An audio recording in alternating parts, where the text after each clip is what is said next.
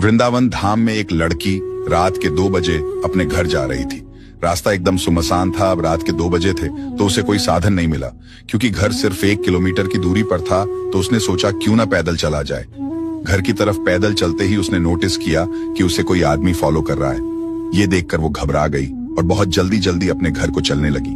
जब वो फिर से पीछे मुड़ी तो उसने देखा कि वो आदमी उसके एकदम क्लोज आ रहा है और वो महिला बहुत डर गई और डर के कृष्ण और बलराम को याद करने लगी।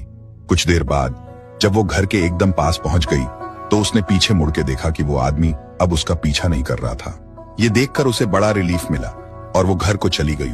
अब कहानी यहाँ खत्म नहीं हुई है।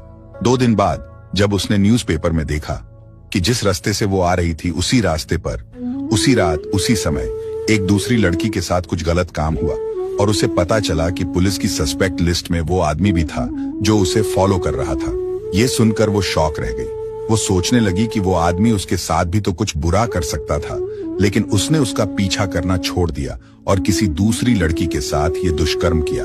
जब पुलिस ने उसे उस आरोपी की पहचान करने के लिए पुलिस स्टेशन बुलाया तब उसने उसकी पहचान करने के बाद उस आदमी से पूछा कि तुम मेरा पीछा कर रहे थे और अगर चाहते तो तुम मेरे साथ दुष्कर्म कर सकते थे, लेकिन तुमने ऐसा नहीं किया और किसी कारणवश मेरा पीछा करना छोड़ दिया और किसी और लड़की के साथ ऐसा किया। ऐसा क्यों किया तुमने? तब वो आदमी बोला कि हाँ, तुमने सही कहा, मैं तुम्हारे ही पीछे आ रहा था, लेकिन तुम अकेली नहीं थी। अगर अकेली होती तो मैं तुम्हारा साथ ही ये सब करता। ये सुनकर वो शॉक रह गई और बोली, क्या मैं अकेली नहीं थी? कौन था मेरे साथ? आदमी बोला, इतना भोला मत बनो, तुम्हारे साथ 2 लड़के और थे, एक काला और एक गोरा। एक तुम्हारे लेफ्ट में था और एक तुम्हारे राइट में। जैसे ही उन्होंने मेरी तरफ देखा मैं वहां से डर के भाग गया। ये सुनने के बाद लड़की की आंखों से एकदम आंसू बहने लगे।